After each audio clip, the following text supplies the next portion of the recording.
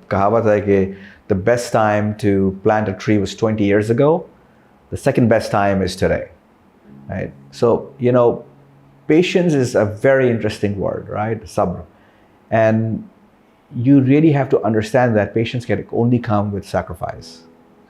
It's very easy to lose sight when you're going through that process, right? And a little impediment or setback can derail you. Even Muhammad Ali has said, it's not, right, the journey, it's actually the pebble in your shoe that keeps you away from the summit. So you have to keep your eye on your vision, on your spot. But more importantly, you have to understand that nothing is permanent in this world, not even your troubles. This is Charlie Chaplin, by the way, his famous quote. So when you're going through that struggle and you're not seeing progress, you have to bring that mindset to the table and remind yourself what you have accomplished. And also, this is, interesting. Growth never happens in a straight line. You might be going backwards a year before you go forward. They've said, they've experimented, how do you learn how to cycle if you turn your handle left, you're actually turning right. It takes time for your brain to unlearn some habits you've picked up. And the world has changed so rapidly that the mindsets need to be changed.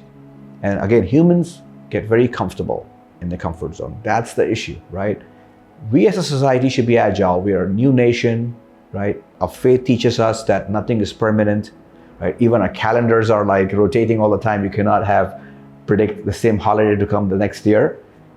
That's teaching you a way of life to be ready for uncertainty, to always be agile. It's most important at these times to go and work and sit down and collaborate with people less fortunate than you are.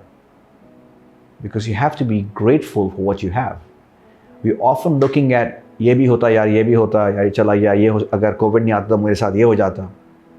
That will only create dismay in your heart, and that leads to stagnation, leads to paranoia and everything else, a downward spiral.